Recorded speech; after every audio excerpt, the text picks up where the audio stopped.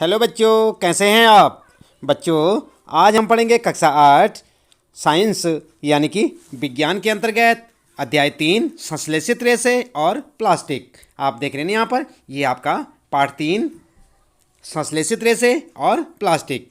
हम आपको बताएंगे बच्चों इस पाठ से संबंधित प्रश्नों के उत्तर, लेकिन उससे पहले आइए एक नज़र डालते हैं पाठ पर। आप इस पाठ को यहाँ से पढ़ सकते हैं और चाहे अपनी पाठ्य पुस्तक से, लेकिन याद रहे बच्चों एक बार पाठ को ज़रूर से ज़रूर पढ़ लें।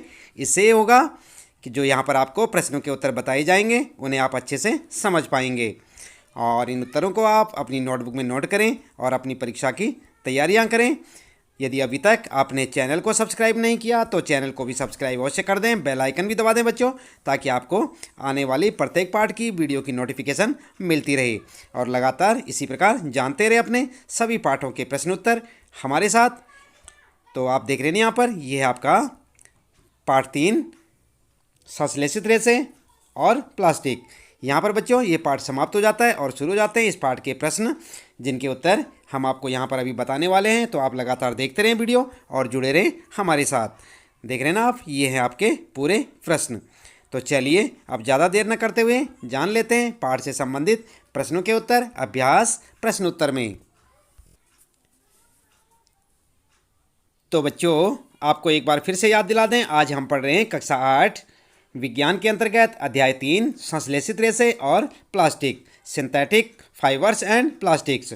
हम आपको बता रहे हैं इस पाठ से संबंधित प्रश्नों के उत्तर अभ्यास प्रश्न उत्तर में। सबसे पहले बात करते हैं बच्चों, यहाँ पर आपने पूरा पाठ पढ़ लिया होगा तो आपने मुख्य बिंदुओं को ध्यान से पढ़ा होगा। क्या समझे आप इस पाठ को पढ़कर? सबसे पहले देख लेते हैं कुछ आपके लिए यहाँ पर जो है इम्पोर्टेंट पॉइंट्स हैं, आपने क्या सीखा। और जैसे कि आप देख सकते हैं, नंबर 1 आपने इस पाठ में क्या पढ़ा? संश्लेषित रेशे एवं प्लास्टिक प्राकृतिक रेशों की तरह बहुत बड़ी इकाइयों से निर्मित होते हैं जो बहुलक कहलाते हैं, और बहुलक अनेक छोटी इकाइयों से निर्मित होते हैं।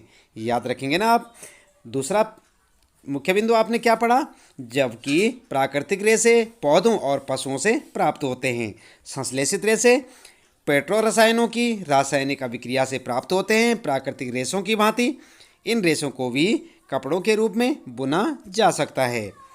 और पढ़ा आपने नंबर 3 पर देखते हैं, संश्लेषित रेशों का प्रयोग घरेलू वस्तुओं जैसे रस्से, बाल्टियाँ, फर्नीचर, पात्र यानी कि बर्तन आदि से लेकर वायुयानों, जलयानों, अंतरिक्ष यानों, स्वास्थ्य सेवा आदि उच्च विशिष्टता वाले उपयोगों में किया जाता है। इसके बाद बच्चों चौथा पॉइंट आप ध्यान देंगे, संश्लेषित रेशों के बड़े पैमाने पर निर्माण हेतु उपयोग में लिए गए रसायनों के प्रकार के आधार पर उन्हें रेयान, नायलॉन, पॉलिएस्टर और एक्रेलिक नाम दिए गए हैं।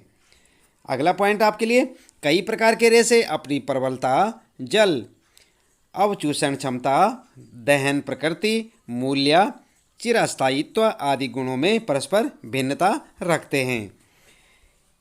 अगला पॉइंट है, आजकल प्लास्टिक के बिना जीवन की कल्पना भी नहीं की जा सकती। चाहे घर हो या बाहर, प्लास्टिक सभी जगह पाया जाता है। 7वां पॉइंट आपके लिए जो खास है, प्लास्टिक द्वारा उत्पन्न अवशिष्ट पर्यावरण हितैषी नहीं है। जलाने पर ये विषैली गैसें उत्पन्न करते हैं। भूमि पर डाल देने से इन्हें नष्ट होने में कई वर्ष लग जाते हैं। ऐसा इनकी जैव अनिम्नीकरणीय प्रकृति के कारण होता है। याद रखेंगे 8वां पॉइंट, हमें ज़रूरत है कि संश्लेषित रेशों और प्लास्टिक का इस्तेमाल इस तरह से करें कि हम उनके अच्छे गुणों का आनंद ले सकें और साथ ही सजीव समुदाय के पर्यावरणीय संकट को न्यूनतम कर सकें।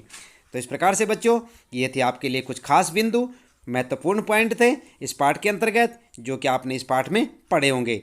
बाकी आप जो है एक बार पाठ को ज़रूर से ज़रूर पढ़ लें। इसके बाद चलिए जान लेते हैं इस पाठ से संबंधित प्रश्नों के उत्तर अभ्यास प्रश्न उत्तर में।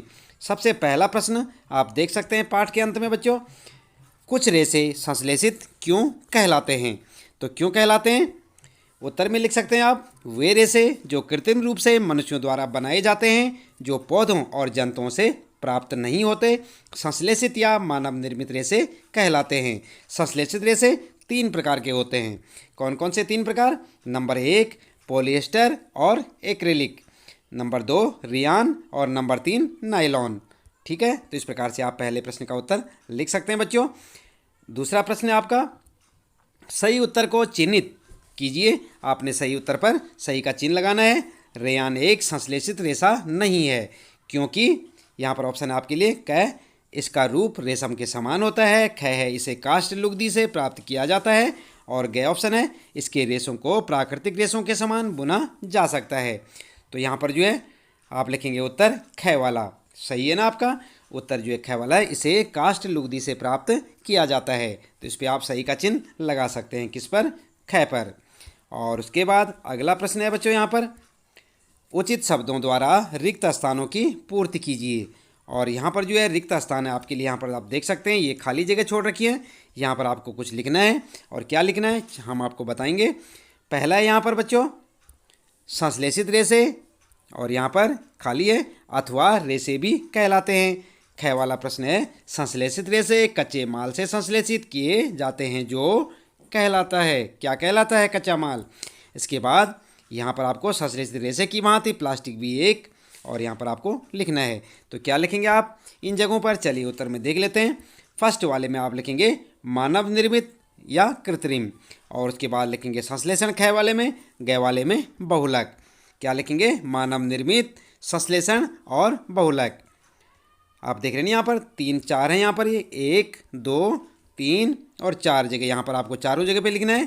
तो ये आपके लिए 4 ऑप्शन है यहाँ पर, 1 2 3 और 4। तो इन्हें आप लिख देंगे वहाँ पर। इसके बाद बच्चों चौथा वाला प्रश्न है यहाँ पर आपके लिए, नायलॉन रेशों से निर्मित 2 वस्तुओं के नाम बताइए जो नायलॉन रेशे की प्रबलता दर्शाते हों। और यहाँ पर आप लिख सकते हैं उत्तर में, पैराशूट और चट्टानों पर चढ़ने हेतु रस्सी नायलॉन रेशे की प्रबलता को दर्शाती है, यानी कि मजबूती को। नायलॉन जो है बहुत मजबूत होता है बच्चों, आप लिख सकते हैं उत्तर में। चौथा प्रश्न है। और 5वां प्रश्न आता है आपका, खाद्य पदार्थों का संचयन करने हेतु प्लास्टिक पात्रों के उपयोग की 3 प्रमुख लाभ बताइए। तो यहाँ पर आपको 3 लाभ बताने हैं। उत्तर में लिखेंगे, खाद्य पदार्थों का संचयन करने हेतु प्लास्टिक पात्रों के उपयोग के लाभ निम्नलिखित हैं। और 3 लाभ कौन कौन से हैं, यह हल्का होता है ना प्लास्टिक हल्का।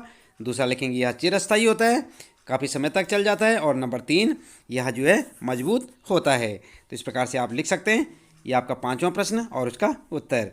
6ठा प्रश्न है बच्चों, थर्मोप्लास्टिक और थर्मोसेटिंग प्लास्टिक के मध्य अंतर को स्पष्ट कीजिए। तो यहाँ पर आप लिखेंगे, सबसे पहले आप लिखेंगे उत्तर हेडिंग डाल के थर्मोप्लास्टिक, और इस पर हेडिंग डाल देंगे बच्चों। उसके बाद लिखेंगे नंबर 1, वह प्लास्टिक जो गर्म करने पर आसानी से विकृत हो जाता है उसे थर्मोप्लास्टिक कहते हैं। नंबर 2, इसे आसानी से मोड़ा जा सकता है। नंबर 3, यह ऊष्मा का सुचालक होता है। और नंबर 4, इसका प्रयोग कंघियाँ, खिलौने और विभिन्न प्रकार के पात्रों के बड़े पैमाने पर निर्माण के लिए किया जाता है। इसके बाद अगली हेडिंग लिखेंगे आप थर्मोसेटिंग प्लास्टिक, और यहाँ पर लिखेंगे वह प्लास्टिक जो गर्म करने पर विकृत नहीं होता उसे थर्मोसेटिंग प्लास्टिक कहते हैं। इसे आसानी से नहीं मोड़ा जा सकता, या ऊष्मा का कुचालक होता है। और इसका प्रयोग बिजली के स्विच, विभिन्न बर्तनों के हत्थे, रसोई के बर्तन, फर्श, टाइलें आदि बनाने में किया जाता है। तो इस प्रकार से आप लिख सकते हैं थर्मोसेटिंग और थर्मोप्लास्टिक के बारे में। ये 6ठा प्रश्न है आपका। पहले लिखेंगे थर्मोप्लास्टिक के बारे में, फिर लिखेंगे थर्मोसेटिंग प्लास्टिक के बारे में। अगला है बच्चों 7वां प्रश्न आपका, समझाइए थर्मोसेटिंग प्लास्टिक से निम्नलिखित क्यों बनाए जाते हैं। नंबर 1, डेगची के हत्थे, और नंबर 2, विद्युत प्लग, स्विच और प्लग बोर्ड। तो उत्तर में आप क्या लिखेंगे, उत्तर लिखेंगे आप सबसे पहले लिखेंगे आप डेगची के हत्थे, और हेडिंग डाल देंगे। यहाँ पर लिखेंगे डेगची के हत्थे को बनाने के लिए थर्मोसेटिंग प्लास्टिक का इस्तेमाल किया जाता है, क्योंकि थर्मोसेटिंग ऊष्मा का कुचालक होता है और यह आग का प्रतिरोधक होता है तथा अन्य प्लास्टिक की तुलना में गर्मी सहने की अधिक क्षमता इसमें होती है। तो इस प्रकार से आप लिख सकते हैं डेगची हत्थे के बारे में। और फिर लिखेंगे, दूसरी हेडिंग डालेंगे विद्युत प्लग, स्विच, प्लग बोर्ड, और हेडिंग डाल के लिखेंगे विद्युत प्लग, स्विच, प्लग बोर्ड आदि बनाने के लिए थर्मोसेटिंग प्लास्टिक का इस्तेमाल इसलिए किया जाता है क्योंकि यह प्लास्टिक विद्युत का कुचालक होता है, अतः यह उपभोक्ता को किसी भी प्रकार के विद्युत शॉक से बचाकर रखता है, बिजली के करंट से बचा के रखता है। तो इस प्रकार से आप जो अपने 7वें प्रश्न का उत्तर लिख सकते हैं बच्चों। और क्या क्या इसके दो जो है हेडिंग आपने बनानी है, डेगची के हत्थे और विद्युत प्लग स्विच प्लग बोर्ड पे।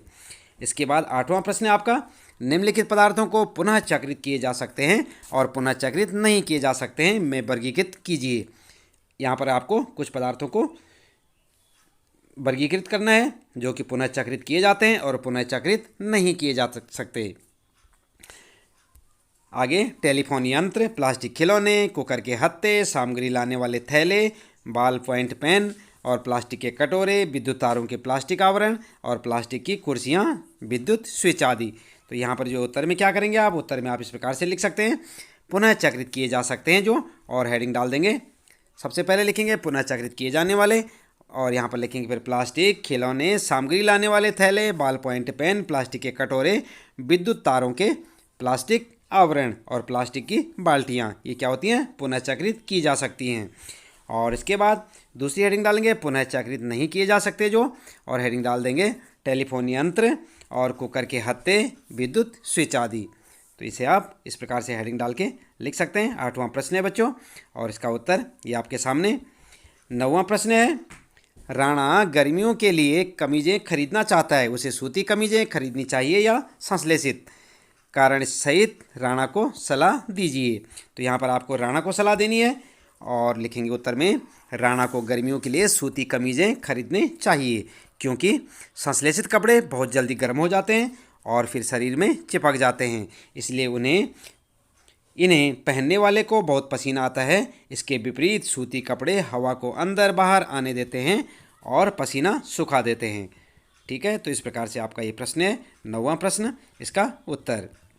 10वां प्रश्न है बच्चों, उदाहरण देकर प्रदर्शित कीजिए कि प्लास्टिक की प्रकृति असंक्षारक होती है। तो उत्तर में लिखेंगे आप, प्लास्टिक एक अनभिक्रियाशील पदार्थ है। प्लास्टिक लोहे तथा अन्य धातुओं की तरह वायु और जल से अभिक्रिया नहीं करता। प्लास्टिक अम्ल के साथ भी कोई अभिक्रिया नहीं करता, इससे उसका आसानी से संचारक नहीं होता। अतः हम कह सकते हैं कि प्लास्टिक की प्रकृति असंचारक होती है। प्लास्टिक की संचारक प्रकृति के कारण हम इससे बने पात्रों में अचार, पानी, दही तथा अन्य खाद्य सामग्री को संचित करते हैं। ठीक है, तो इस प्रकार से आप लिखेंगे अपना इस 10वां प्रश्न का उत्तर।